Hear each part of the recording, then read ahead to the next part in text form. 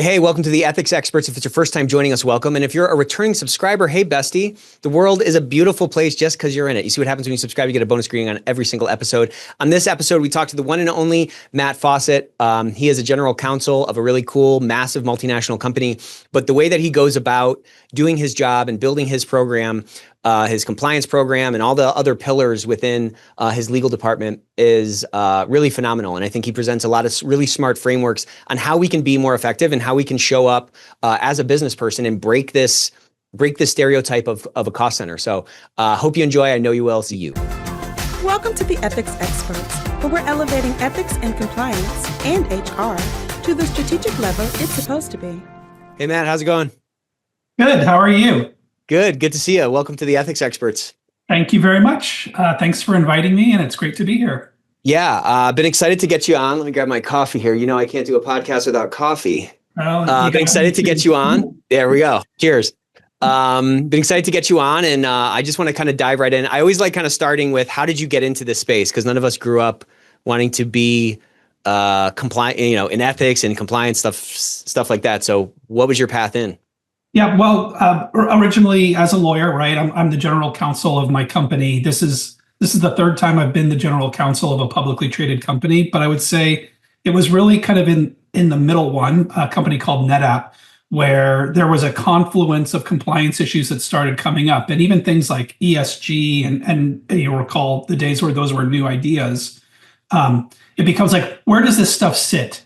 And it can sit in a lot of different places. It just became kind of a natural place for that to kind of gravitate into our organization. And so at my current company, our chief ethics and compliance officer is part of my team. And so we've inherited it. I'm happy that we've inherited it because I think we do a nice job of it. But I also realize it's not always the thing that people want to gravitate towards. Yeah. So let's go back to coming out of law school. Well, first of all, like, what made you want to be a lawyer? Were you one of those kids who always just wanted to be a lawyer, or what? No, probably the opposite, Nick. I was one of those kids who didn't know what to do, and enjoyed college tremendously, enjoyed the academic environment, and for lack of a better idea, decided to migrate to law school. So I can't say that was my guiding passion. And in fact, if you look at my career, I moved pretty quickly from private practice to corporate practice. And I think that's probably a reflection of the fact that I hadn't quite thought through what really I was passionate about. But I'm lucky because I landed in an environment that I really love, and I love the job I have now. Yeah, I mean, we're all doing this for the first time. We're all humans for the first time. So it's hard to know, sometimes you got to try on a couple of shoes before you find the one that actually fits. Right. What was it about when you went from private practice into, or you know what I'm saying? Into corporate practice. Yeah, into corporate practice. Yeah. What was different about that experience that made you feel like, okay, this is maybe where I want to really build my career? Yeah, well, there are a few. I usually think in threes, so I'll give you three answers. The first is, in private practice, I was really doing a fair amount of litigation and quasi-litigation work. And I thought that's what, again, my naive person coming out of law school figured that's what you do. Yeah. You go into court, and that's how you build your career. And it wasn't particularly fun. Going into a corporate practice where you're really connected to the business, that's where I learned how to do contracts. That's where I learned how, SEC filings work. That's where I learned all of that and just enjoyed it so much more. The second thing I would say is, I'll never forget when I was getting ready to exit the law firm life. One of the senior this was at the end of the year, and a senior partner has given me a check and said, here's a big check because you worked really hard this year. And I just thought that the value proposition, which is fair, it's what the law firm value proposition is, but like the amount of work is the measure of your kind of success and importance versus the quality of what you get done. And I'm the person who would rather get 100 things done in a day than do like one thing to the A+++ level. So it just suits my personality a little better. And then the third, just to get a little snarky, is, the thing that goes around the law firms, like the path to partnership is like, it's a pie eating contest where the reward is more pie. And so if you don't like the pie you're eating as an associate, you're not going to like it anymore as a partner. And so, like I said, I made the move fairly early on in my career, but was really grateful to have awesome experiences along the way. Yeah, isn't that crazy? I used to work in financial services, and there was a lot of, it was at a Big Four accounting firm, and I was really so excited to get that job. And I was like, I had my big boy briefcase, and I had my first big boy job, and then like pretty quickly, I started to see that like, is this really the life that I want? Right. Of just like, Right.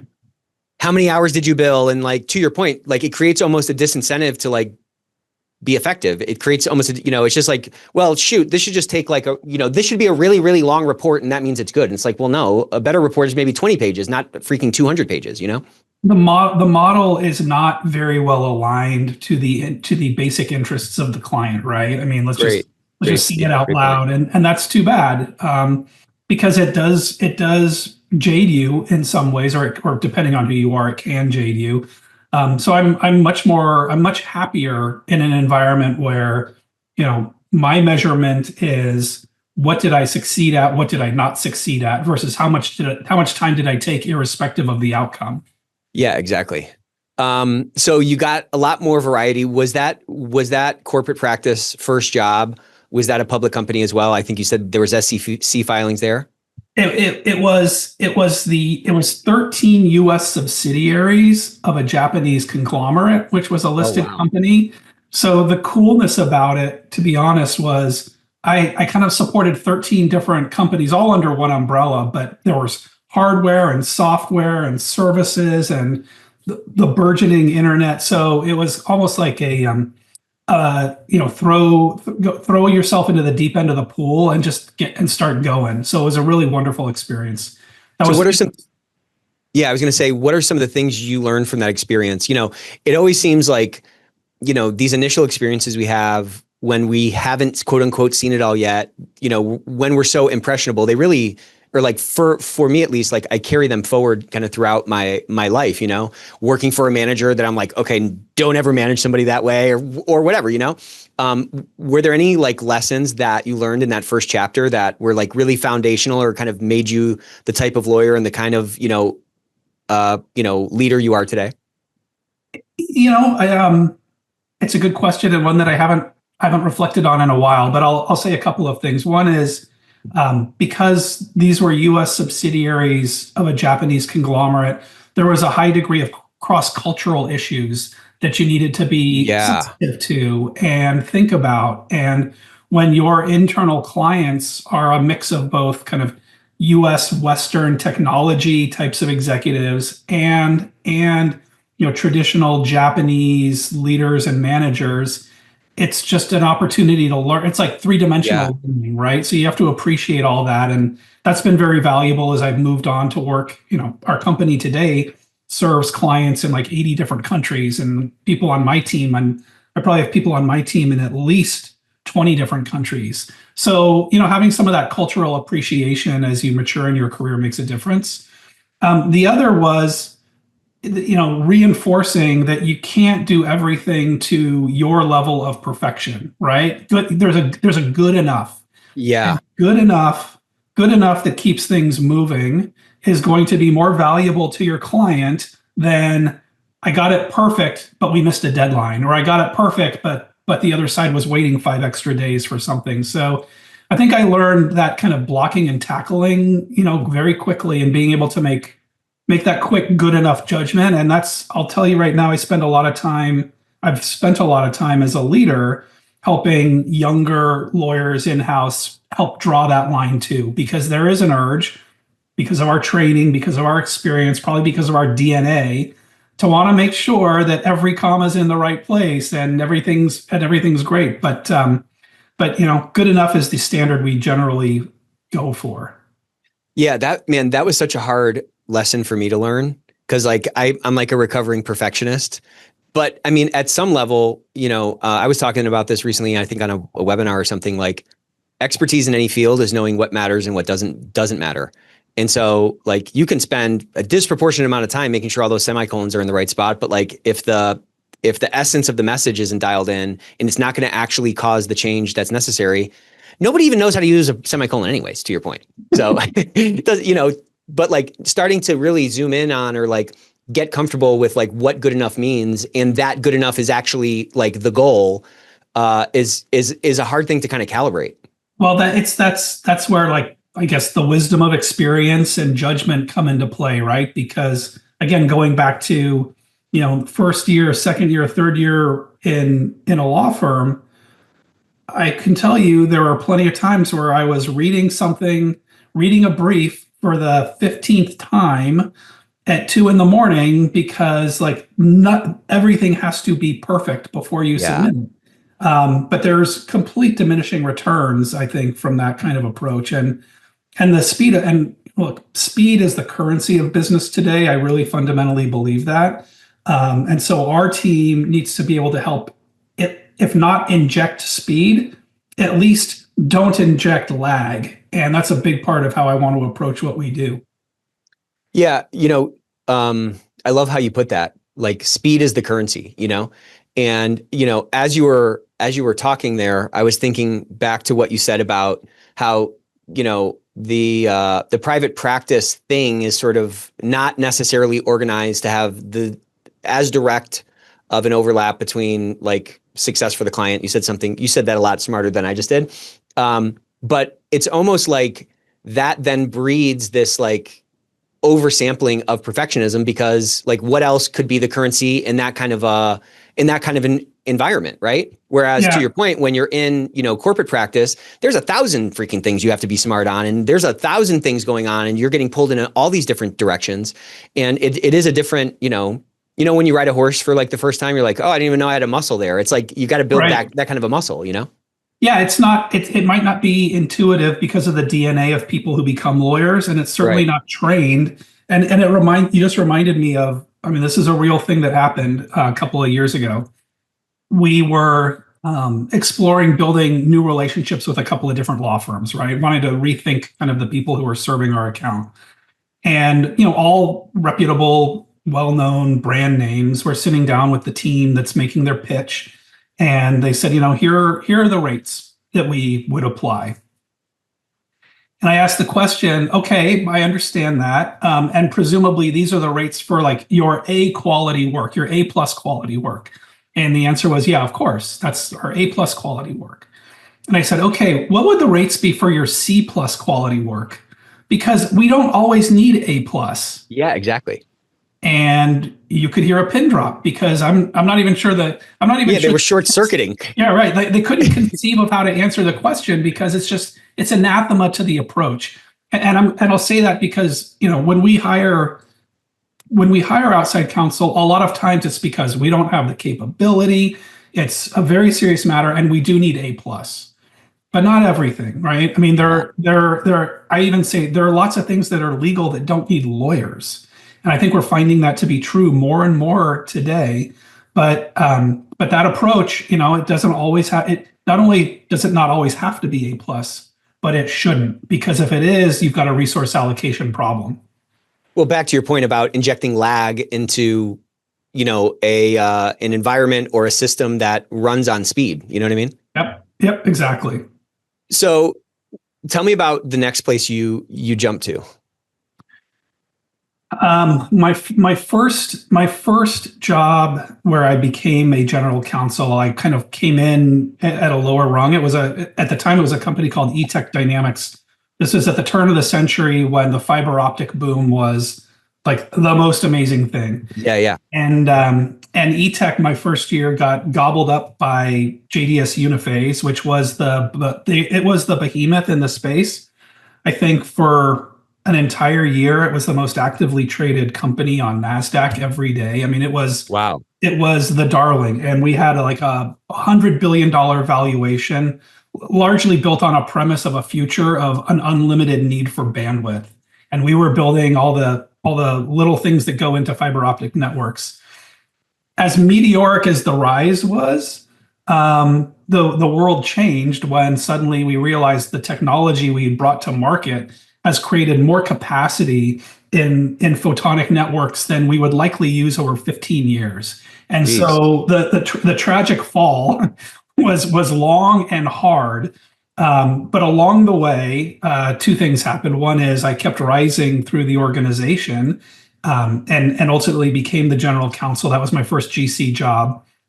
But the second is the realization that, we all felt like we're so smart when people were, worth gobs of money on paper, only to realize, we had very little to do with that.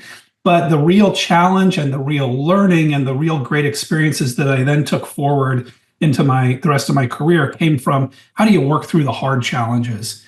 How do you manage restructurings? How do you deal with class action lawsuit? How do you deal with all of the noise that comes from a company in distress? And so, on one hand, I wish we didn't have to go through the pain, but on the other, the learning that comes from that is really significant. Yeah, I'd imagine. My gosh, I didn't realize you worked there. What was that like, that rise and fall? I mean, everyone's got to be walking around like they're 10 feet tall and bulletproof. And, and like, there's this thing in economics called the wealth effect, which is so interesting, where like, if the stock market's doing well and you haven't even, traded in your 401k for a long time, you feel different, you know what I'm saying? And then like, when it's down, you feel different as well. So what was that? You kind of touched on it a little bit. Everybody like felt, they were very wealthy on paper. And then you saw this sort of drop, which is also so interesting, right? It's almost like you guys were too good, you built too much capacity or something like that. And it's, man, it's so crazy. The stock game is crazy. It's a reckoning, right? I mean, and I try to remind myself in, going forward too, because, we all go through economic cycles and challenges. It's like, you're never as good or as bad as the world kind of thinks you are, right? And so while we were feeling, our chests puffed out and, the number of paper millionaires in the company was kind of staggering. And, this is 25 years ago. So this is, I'm still a young lawyer at this point in time where like wealth managers are cold calling you because they know you work there. And you're like, wow, I must matter. And then the cruel reckoning and the interesting thing for me, and it's an important lesson in that cruel reckoning is, some people gritted it out and really tried to make a difference and help the company, and some people pieced out. And for the people who are a little bit earlier than me, they were able to monetize a little more and a little faster. And in those challenging times, a lot of people's true colors come out, and it's interesting to see. Yeah. I bet that's, I think that's an interesting word you use, the great reckoning, because it does. I mean, your character is revealed in the fire. It's revealed in the firefight. You know what I mean? Right. Yeah. And so, like I said, I mean, I guess I have a weird kind of gratitude for having to live through that pain, and also, to be at a company. It's not always that a company will promote their next GC from within. Yeah, right. And especially in a distressed situation, that's not always common either. So I have a lot of gratitude and appreciation for the team that let me take that responsibility on and really start doing the thing that I love to do. Yeah, they gave you, they kind of made a bet on you before you were proven, which, and you seem like you seem like a guy that has a lot of humility. But what do you think you did during that reckoning that put yourself in a position to be that heir apparent, to be able to have that kind of an opportunity, which to your point is like very rare, Yeah, this is what I tell people on my team, where I tell other lawyers too. Yeah, I think humility is a really important way that you show up to do the work.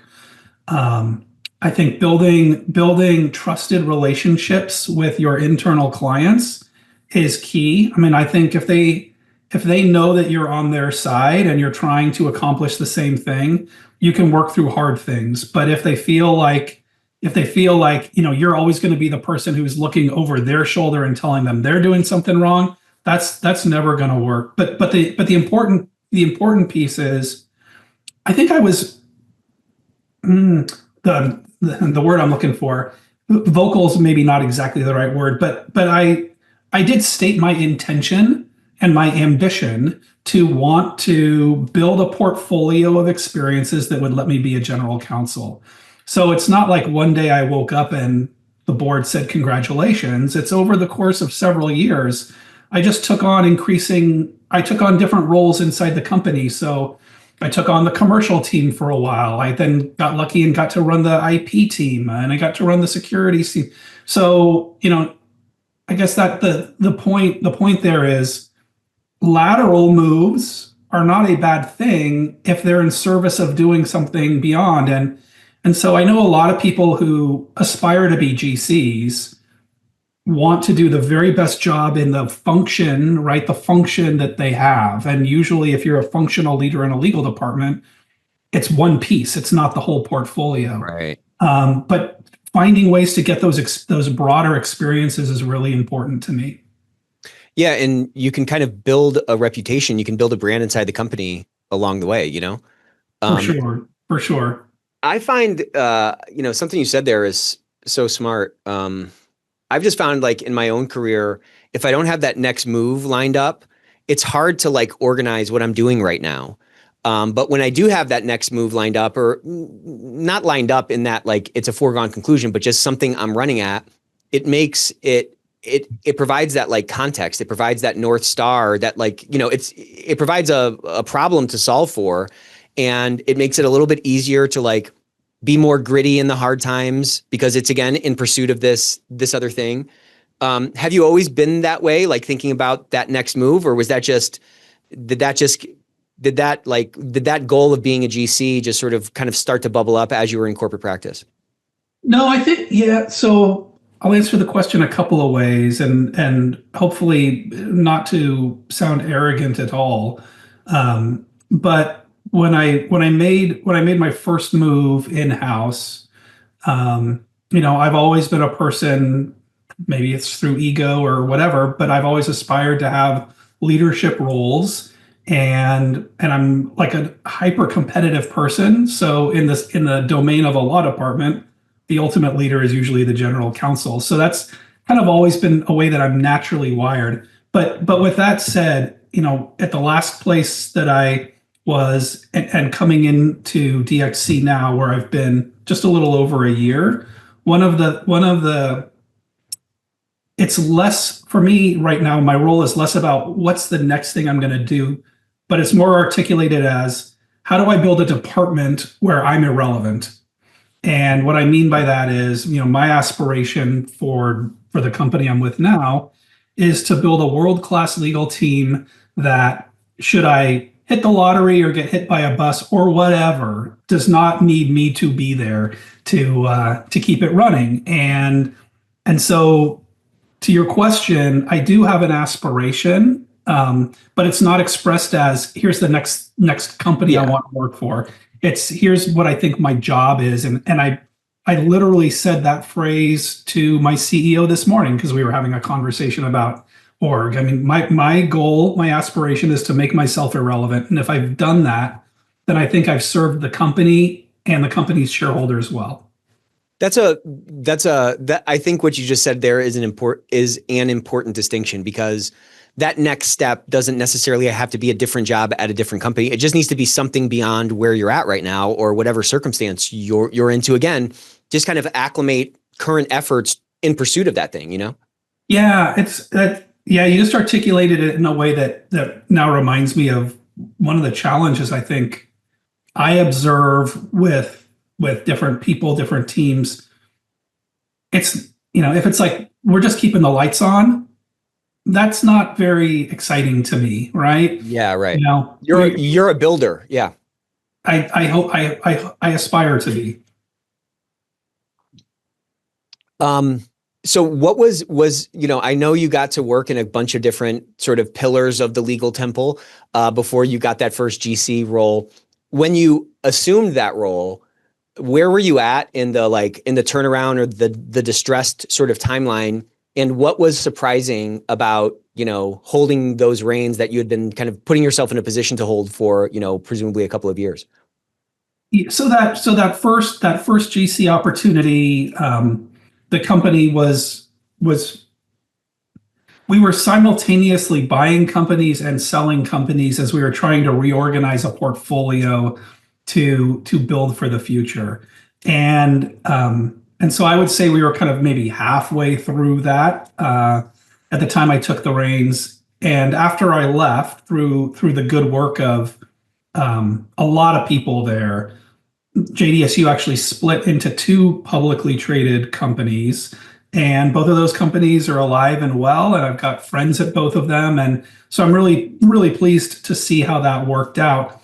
The transition for me, in many ways, was probably easier than my next transition or my transition after that, because I had already built relationship, not only with my colleagues, the people who I was now leading, but also within the company more broadly.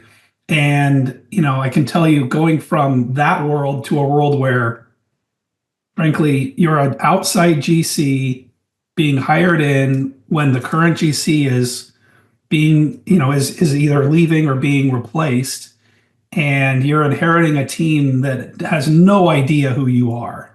Yeah. Is a very different experience. And that's been an interesting one, especially at my new place, because the company is so vast, geographically remote. Yeah.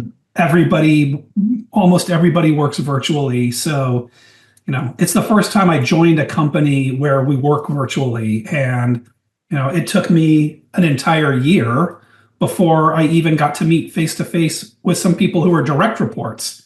I mean, Crazy. Forget about the rest of the organization. I mean, there are people all over the world on my team who I've not yet met face to face yet. And I definitely feel that absence. Yeah, I mean, what a different game that is, assuming that role inside a company where you have all these relationships and you've already sort of worn all these paths through the forest, versus stepping into one that is, where you don't have that reputation, you don't have those relationships built. And then now in this one where all the interactions are through a screen. I mean, you've said the word relationship multiple times here. And I happen to think that is really the kind of lifeblood of being effective, especially in like one of these guardian positions, whether it's legal or it's ethics or it's HR. Like these guardian positions are often, what you described is kind of the stereotype of kind of being apart from the business instead of a part of the business, that, people want to keep you at arm's length because they don't want to get in trouble. They don't want you looking over their shoulder, all those kinds of things. And it seems like the only antidote is like relationship. Big time. So I use the distinction of role authority versus relationship authority a lot. I use it when I talk to my team about it too. And what I mean by that is, as the GC, I know that if I call anybody in the company up and say, I need to talk to you, I'm going to get through, right? There's not a person who I cannot reach if I need to.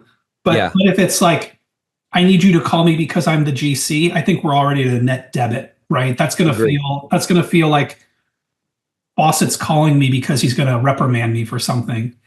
But in relationship authority, if we've built, at least a level of trust and a mutual understanding that we're trying to solve a problem together, it shouldn't matter whether I'm the GC or I'm like just a new person in the legal team. And that's what I aspire to. I think that is harder in a company of 125,000 people in 80 countries working through screens all the time. Like where do you find time to do it? But I do make a conscious effort to try to build relationship authority. And I want to never have to say, I'm the general counsel, so this is what's going to happen. I just think that's not a good thing. I used to be in private equity, and we had an interim CEO, and he was like a guy that I learned a lot from in terms of like what to not do. And I remember we were in this meeting, and it was out of a cartoon, man. I mean, he was like, I'm the CEO. And I was just like, the rich man doesn't have to say he's rich. Right. The CEO should not have to be pounding people over the head to get him to do what he wants to do and remind them of the thing that everybody already knows that. Everybody in the room already knows that. I mean, it's so crazy. And it just, I remember I was like, I don't know, I was like 28 or something. And I remember sitting in this room being like, the most powerful person in the room just did like the weakest thing and destroyed so much equity, it sucked the energy out of the room. It was crazy. Totally. That's a great example. And that's right. That's what I want to avoid. And I think it's, to your point, like people who are in, guardian types of positions, I think we almost start with that assumption being put on you, right? Agree. There's Yes. the GC, there's the CFO. He's going to tell me I'm spending too much money. There's the CHRO. That person's going to tell me that I'm violating some code of conduct rule, and it's hard to run a business, let alone a complex multinational business, if you start with that kind of negative assumption about everybody's intentions. But it's also such an opportunity if you think about it, because like these relationships are based on impressions, it's based on trust, and it's based on people's like lived experience, right? Like if they just worked for a GC that was very hit you over the head, they're going to bring that stereotype to the interaction, right? And one of the most valuable or effective, I don't know what to call it, things. Okay, how's that? One of the most valuable and effective things in like influencing somebody is like breaking the pattern. Like if you think something's, I mean, that's what all jokes are, right? Jokes, you think it's going here and then it goes left.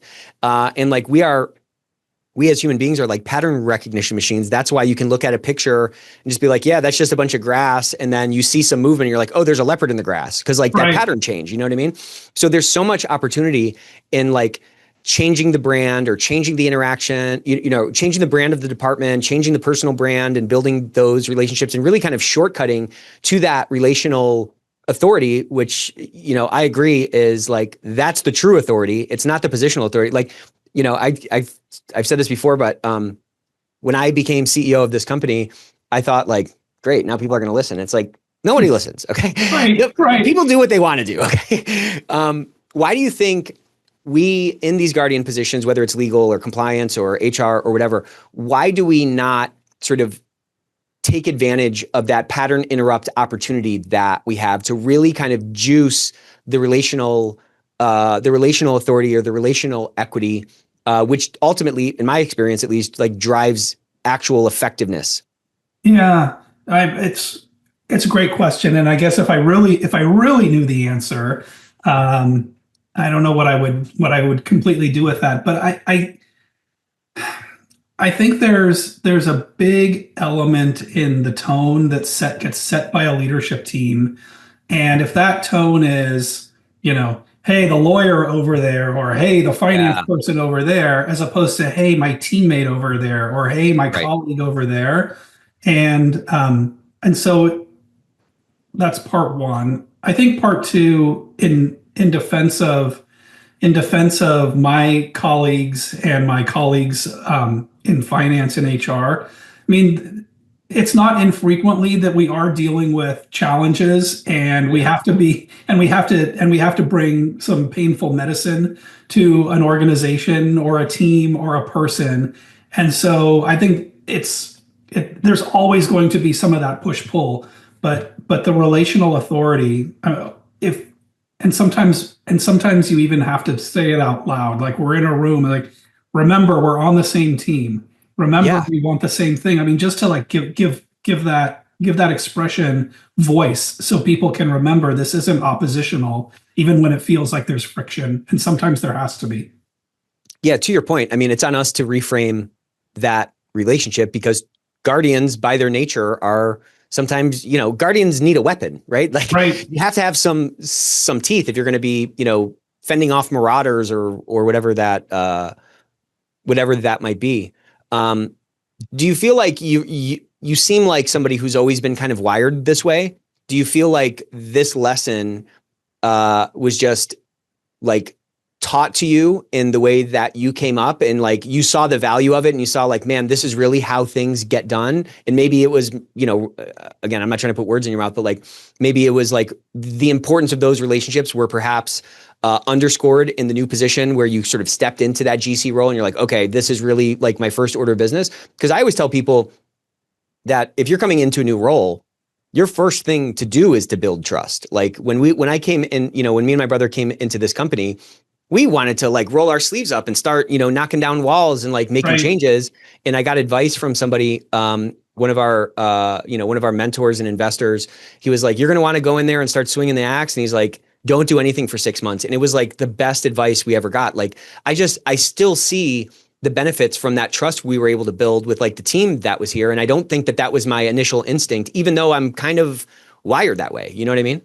Yeah, you just shared a story that is almost like a carbon copy of a conversation I had when I first joined NetApp. NetApp's the company I joined as the general counsel right after JDS Uniphase. And the CEO said effectively, Matt, you're going to come in here and you've come in with a lot of great experience, and you're going to see our company through the lens of all that experience. And all that experience is going to make you look at things and say, this looks dumb. This looks stupid. Why do we do this? And you're going to have this urge to go, knock it all down or change it all up.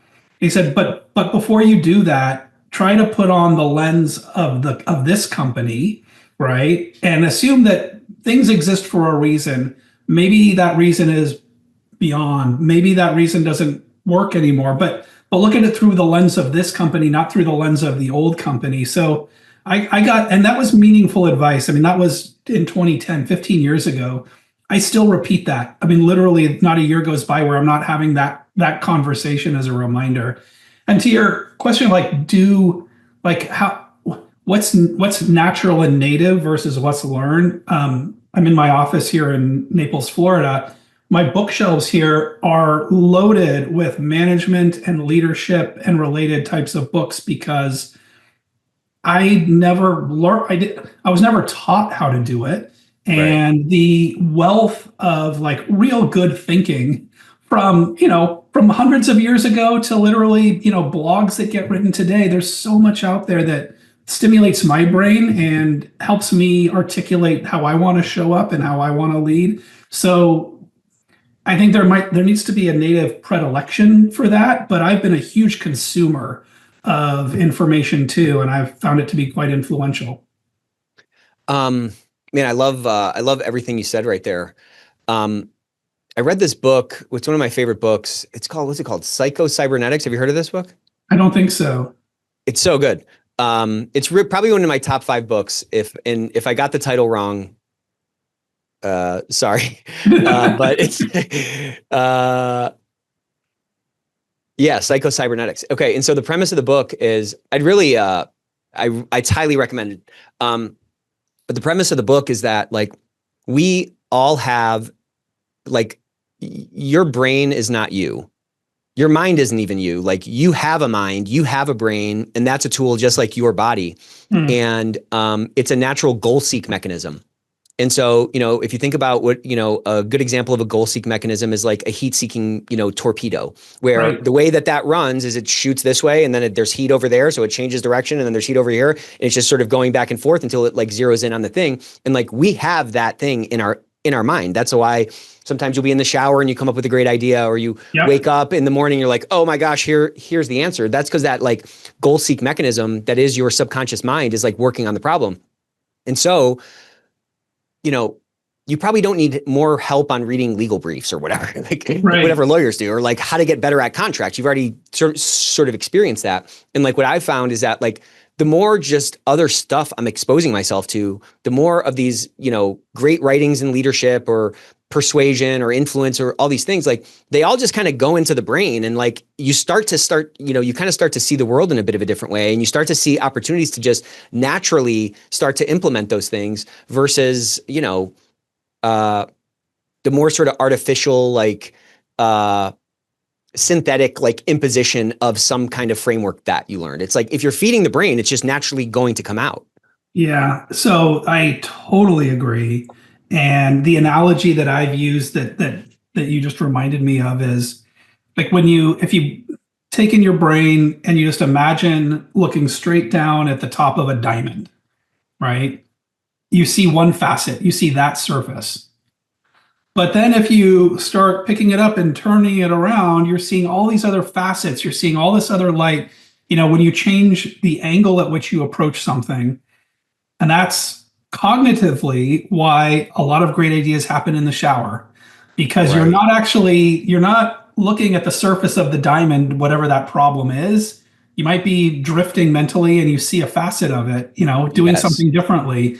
And I find that to be true for me all the time. And so the stimulation of different ideas from different people will often, or, watching a great movie or reading a book, then you're like, oh my God, now I just remember, now I know the solution to this problem over here. I find that happens quite often. Yeah, it's so freaking interesting. I love that diamond example. I mean, you can just carry that analogy forward into so many different things, which makes it so important to like continue to feed and continue to carve out time for that other stuff. Because I mean, I just find that I can like overly fixate on just that single facet, and I'm like, this is just a circle or something. And it's like, no, it's a diamond, and there's multiple facets, and it's a 3D shape. And I really love that analogy. Have you seen this, whether it's with your department, the departments that you've been a part of, the ones that you've been over, or even like sub-departments within it, where folks struggle, particularly in these guardian positions, they struggle to like show their value to the business. And many times these positions are viewed by leadership or by the board, whatever, other sort of counterparts as like have to haves, not things that are really like supercharging the business. From my vantage point, when these guardian roles like legal, like compliance, whatever, are actually, doing their job, they're adding a ton to the bottom line, but it's not like a direct thing. Like when sales is kicking ass, you see that in the quarterly results, that's hitting the top of the P&L. When legal is doing a great job, it's kind of affecting a bunch of things on the P&L.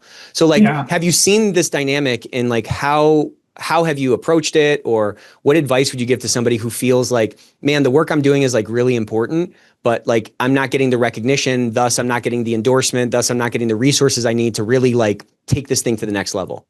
Yeah, it's I literally wrestle with that constantly, right?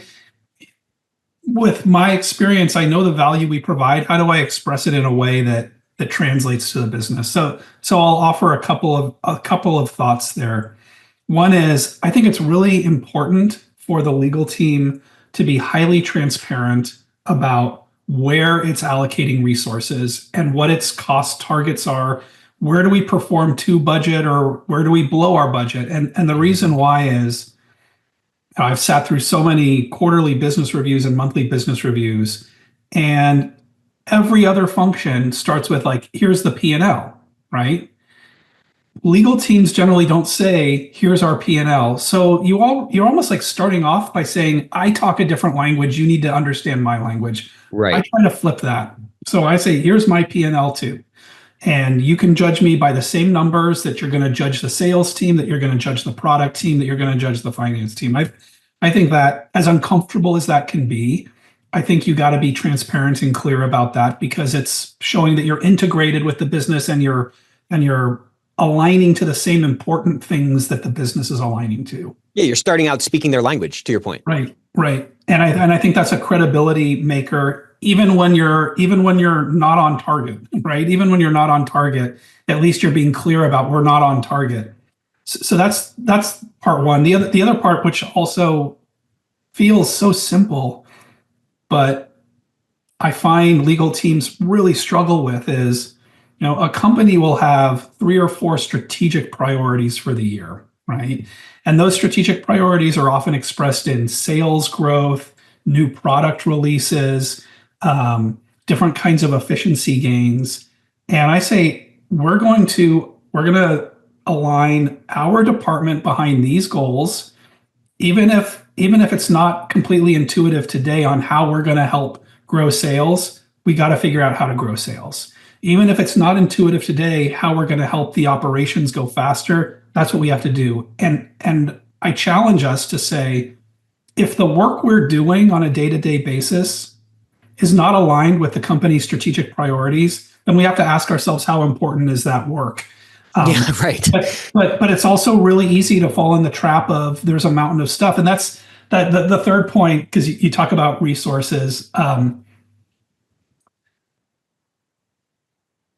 When general counsels meet each other, I can predict with better than 90% accuracy what the first question is. You probably can too. The first question when 2 GCs meet each other is, how big is your legal team?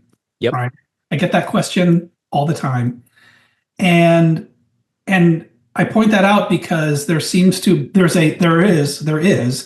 that is a proxy in the minds of other GCs. Like, how important are you? You know, do you have a huge team or do you have a tiny team? And that somehow reveals something about your scope of your role. And I think that is the opposite way you should be thinking about it.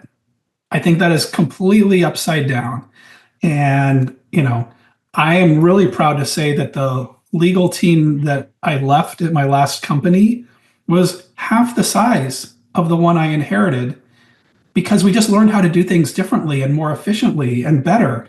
And so I've also never met an in-house lawyer who hasn't said they're under-resourced and overworked. I mean, that's coin of the realm.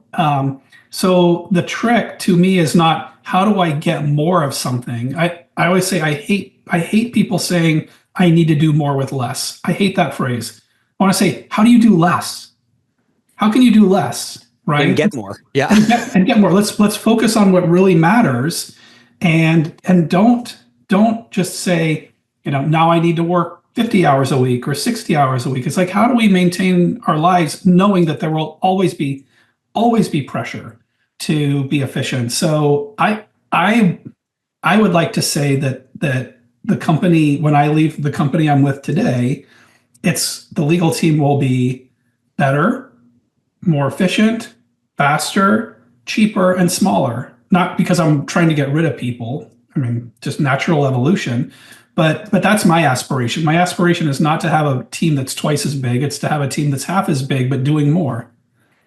Yeah, I love what you said there. And you know, two interesting things, or the two things I find interesting is, I have like three things I want to say. It's almost like a recurrence of that private practice thing, where like success is denominated in the extent of perfection and how much you've worked versus like true effectiveness. So that's one interesting thing, that it's like, hey, we're going to be kind of, comparing who's better based on this thing that is not really indicative of what a successful or effective program is. That's one.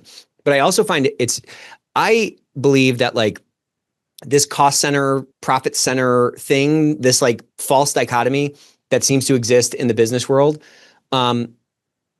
It's weird how those who are deemed cost centers reinforce that in a way. You know, it's like, well, I believe I'm a cost center, so thus what else can I denominate like success by other than, kind of things that are not necessarily connected to, what the business cares about, which is maybe bottom line expansion or something, right? And when you were talking about like your three strategies on how to avoid kind of falling into that trap, I just found it very interesting that those were all framing exercises. I'm going to show a P&L. I'm going to talk about, I'm going to connect to the business strategy. What you're talking about is you're showing up as like a business person, just like your other counterparts that are leading with those P&Ls. And it's interesting how both easy and hard it is, easy to break that frame because it's just saying words a little bit different. It's just looking at that diamond from a bit of a different perspective. But it's so easy also to get kind of caught in that language of a cost center, and like cost centers in the eye of a beholder, of the beholder. Like if the CEO thinks legal is not a cost center because legal is like doing so well and the person over it is, he has the certainty that the leader of that department, quote unquote, gets it. Well, then that person has already sort of shifted out of that cost center bucket, and now they're at the big kids table.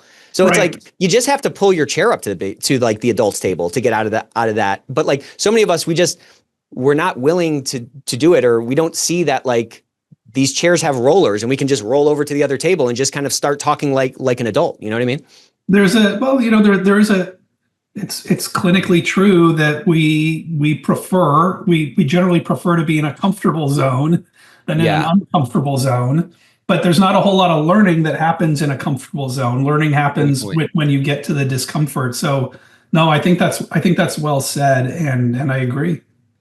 So you've talked about, traditional legal departments are really backward looking. And you've talked about the value in being, a modern legal, department that's forward looking and creative? What does this shift look like if someone feels like they're in this sort of backward looking thing? Yeah, I mean, look, I do think for the most part we tend to be backward looking, and I think that's for a lot of reasons. That's our training, our education, our experience, because by and large we tend to look to precedent, and we tend to look to rules to help inform and establish how we make decisions going forward.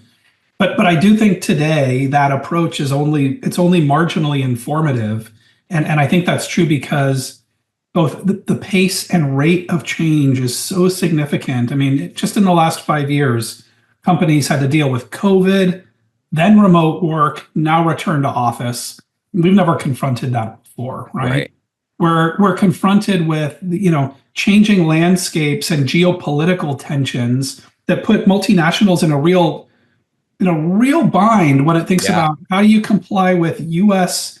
executive orders versus what European customers and public sector customers not only expect but contractually demand, right? And how do you navigate that? And I don't think we've ever had to do that before, like deal with that kind of schizophrenia.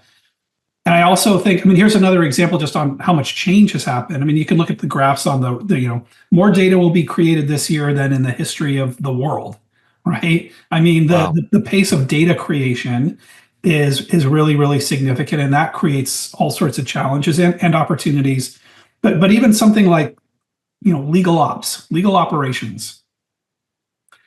Lawyers have been around forever. Law departments have been around forever. 10 years ago, only like less than 20% of law departments even had a legal operations person or function, just 10 years ago. Now it's like 70% of law departments have a legal ops person. It's like one of the most popular job profiles on LinkedIn today.